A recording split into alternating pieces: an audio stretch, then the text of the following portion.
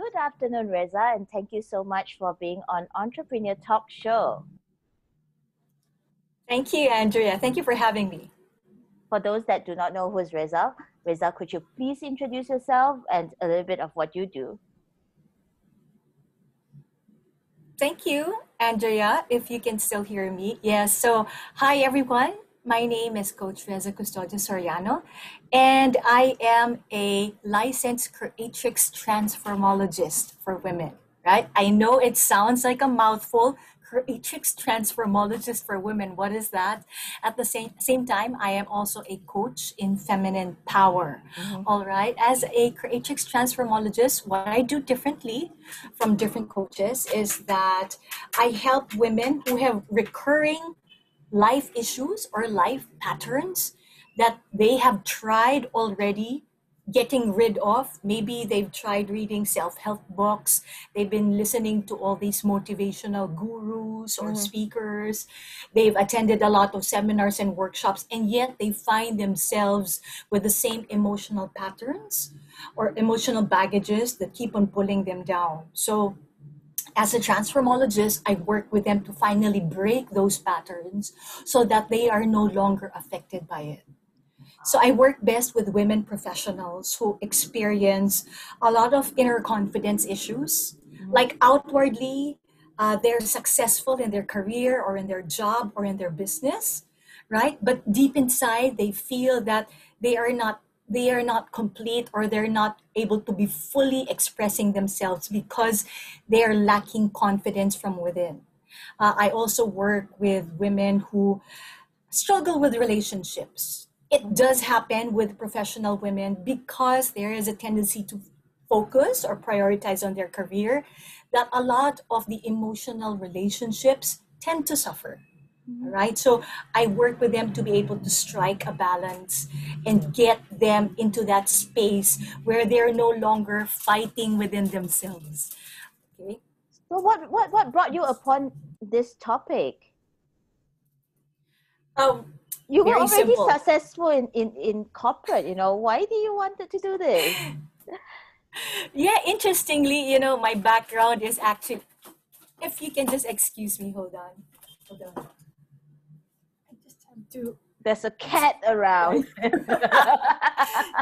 he's trying to catch my attention. So anyway, yeah, interestingly, my background is very corporate, right? I've been in marketing for 18 years. I've been a management consultant for more than 7 years.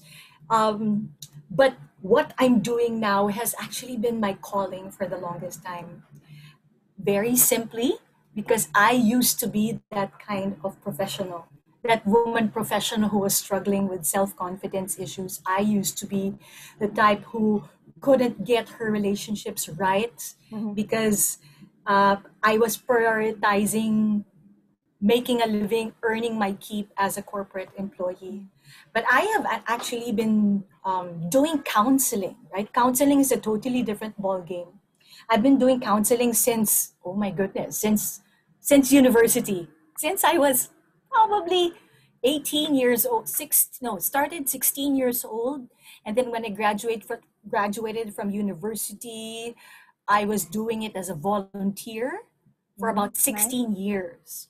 Wow. So the transition to becoming a professional life coach and a transformologist was very natural for me. Of And course, knowing, in your corporate, yeah. you were actually in technology, which has got nothing to do with Yes, this it's, side. yeah, totally unrelated, right? Totally unrelated, being in telco, being Yep. in analytics and data science, very unrelated. That's why I felt there were two parts of me that were not meeting.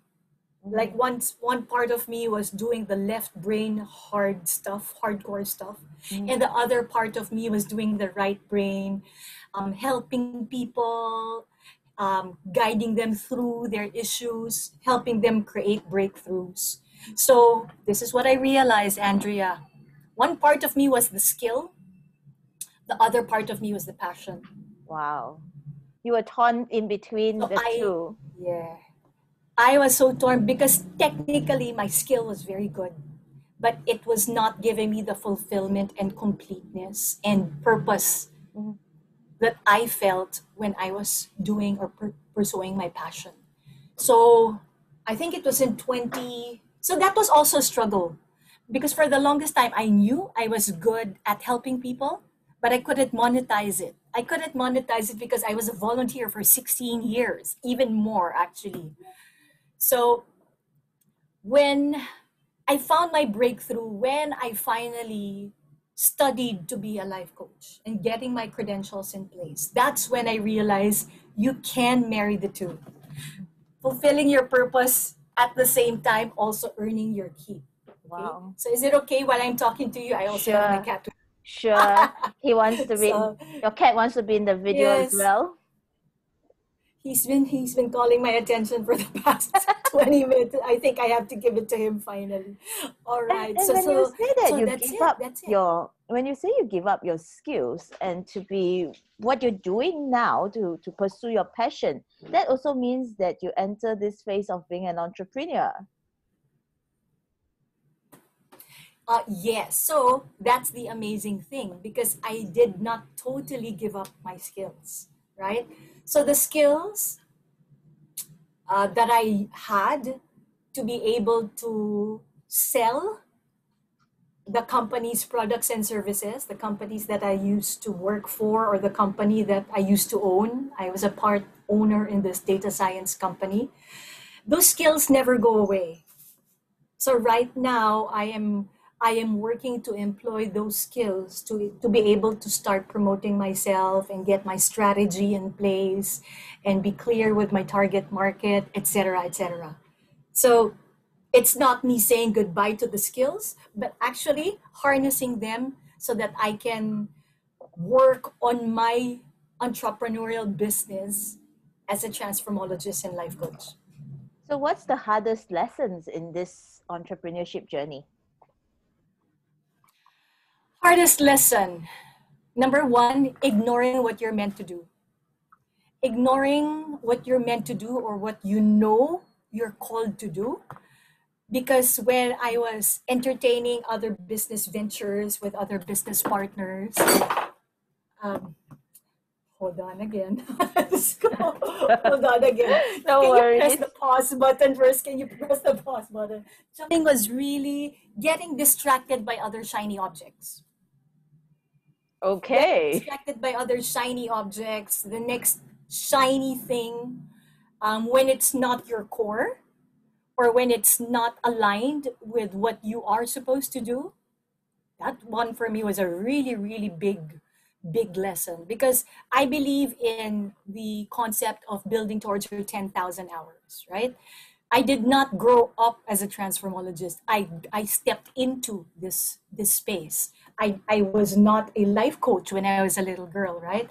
So for me to be able to build the 10,000 hours, for me it was important. Yes, but how can you build your 10,000 hours when you're distracted doing so many other things that are not in your core, that are not part of your strengths? Mhm. So the learning is really play up on your strengths Wow. rather than wasting time fixing the weaknesses. Mhm. Okay.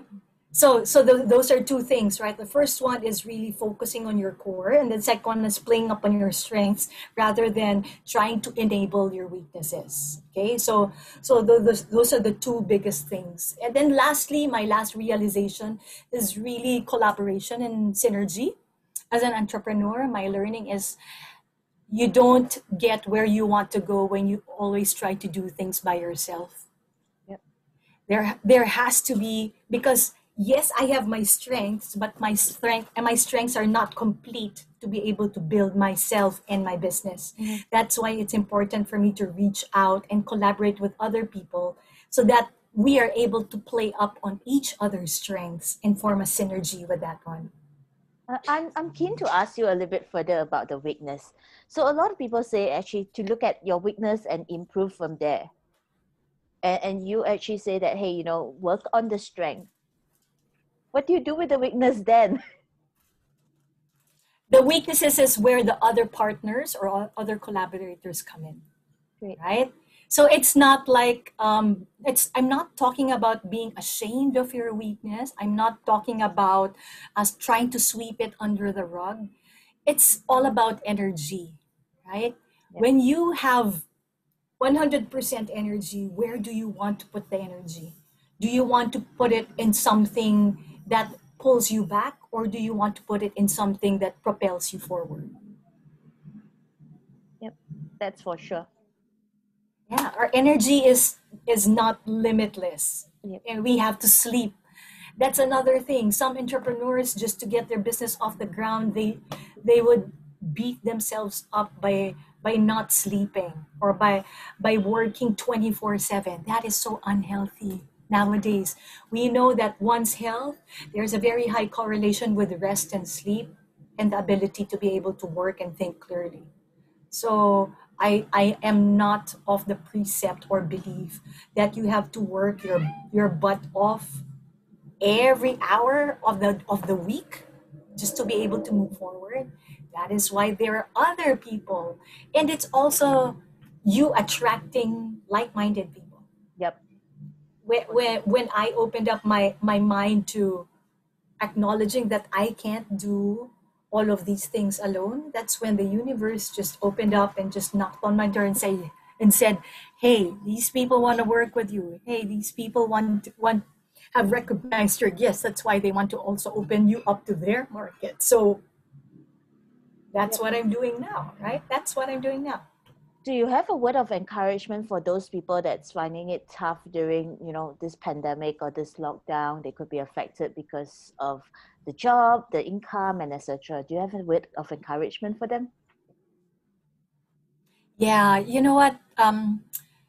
Admittedly, at the start of this pandemic, it really triggered a lot of anxiety, uncertainty, stress, and worry on how one can propagate and one can improve their business. Now, what I'm saying is may not be applicable for all industries, right? I have been talking to so many entrepreneurs coming from so many different industries. But one thing, yeah, it's interesting. I bought this shirt in Hong Kong 2009. In 2009, I forget which market in Hong Kong I was in. And then there was this caption on the shirt that really stopped me. I had to tell my friend, okay, we've got to stop because I really got to grab that shirt. And on that shirt, it said in big, bold letters, "The internet will set you free." Oh, And my friend is a guy, and he's this like real brilliant Mensa president. You're familiar with Mensa, right? yep. There's this group of brilliant, Yep. highly intelligent people. So he looks at me and he goes, "Why on earth are you getting that shirt? Why do you want to wear a shirt that says something like that?" And I go to him, "Because I precisely believe in it, that the internet will set you free." And he was like, "Ha ha ha ha ha." He found it so ridiculous. But that was 2009. 2020, I still have that shirt. I still wear it from time to time. And that is what is happening now. So there are so many ways that we can just tap online to be our channel and lifeline to the world, Yep. not just for our business, but also for our personal selves, to learn, to reach out to other people, and to also discover a new market, right? Thank God, courier logistics business, they're flourishing right now. Maybe it's not as fast as before, Mhm. but it hasn't been totally cut off from us, that it's not impossible to utilize them to get our products across. Services, like for example, there was this guy I recently met. He was an event photographer, and yeah, he was an event photographer and a documenter. So when the lockdown happened, the whole Much events affected. industry just whoosh, went down. Yep.